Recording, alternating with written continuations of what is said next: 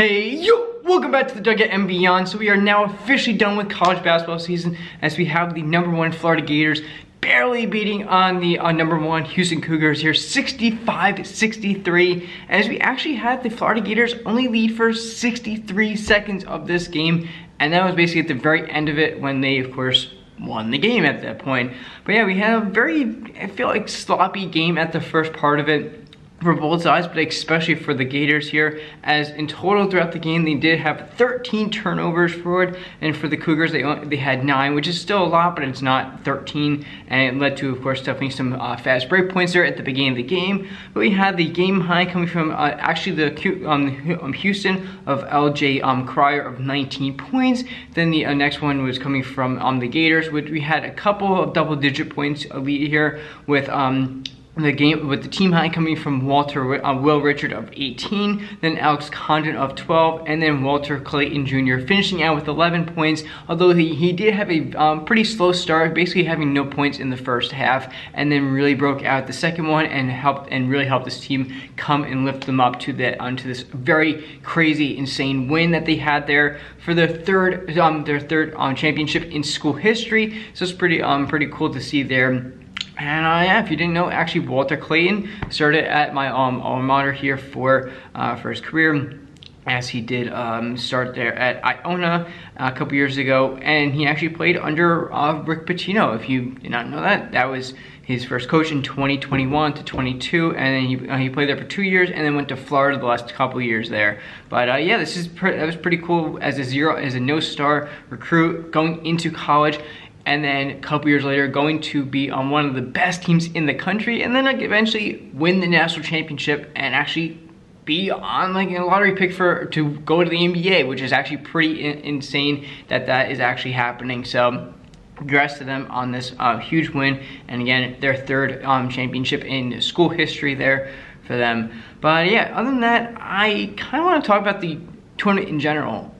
I don't think it actually was I think it was one of the actually kind of worst tournaments I've seen in my life. And yes, I'm not that old for tournaments. I've only seen a good handful of them, but it was not like, oh wow, like this is gonna be an insane game. Like we didn't have like any of that. Like we had just a very dominant SEC conference, as we had, of course, the most ever out of a conference in history going to a tournament, and we obviously had an SEC team win this year with the Gators getting it. But yeah, there was no like, oh my god, like this upset team. And yeah, we had McNeese coming out and beating #5 Clemson in that bracket, and then they lost the next one to #4 Purdue. So it wasn't like we had a little bit of momentum with them, and then it was just done, and then there was really nothing. We had actually even probably more spotlight on their student manager, who, hey, congrats to him, he got a whole bunch of NIL deals coming out of this. He got like I think it was Under Armour that gave him a jumpsuit for the game against Purdue, which is pretty cool. But in the end, there was really no like, wow, this team is really breaking out. We didn't have the St. Peter's. We didn't have just name any other crazy upset we've had in the previous years. I don't really know which one. Like you got to the it was like the Sweet 16 here, and we were like, oh wow, we have a #10 seed in the Sweet 16. It was Arkansas. Come on, like you're not gonna have.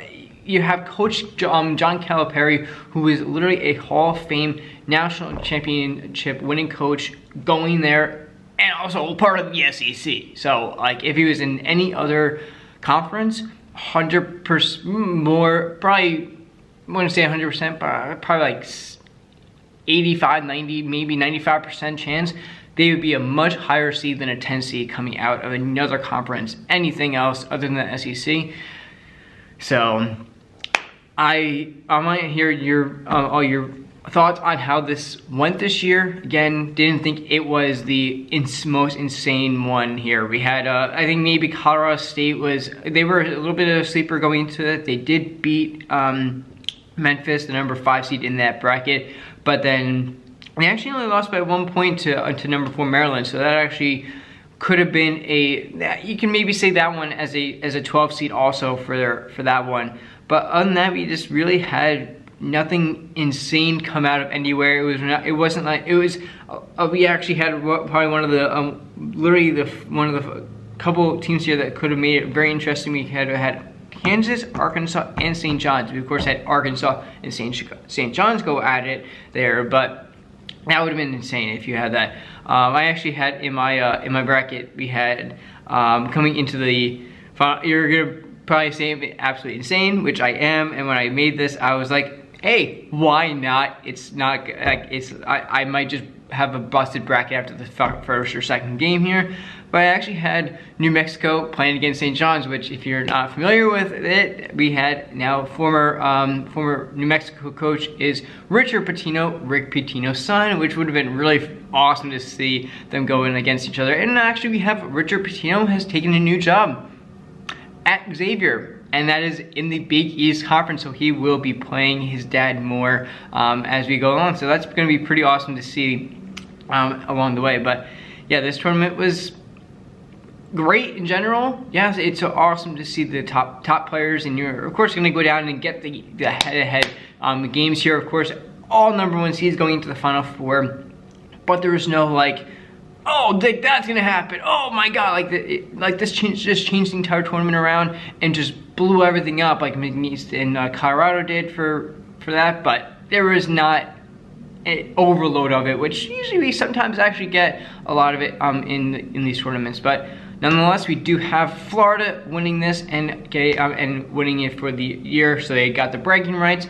And let's see who what these teams do and how the transfer portal is gonna what it's gonna do this off season, and where players are gonna be, and will we have some players look at declaring for the draft, and will we have players not declare that should probably stay another year in college and have a very dominating year next year. So yeah, that's awesome to see, and I'll see you on the next one. Peace.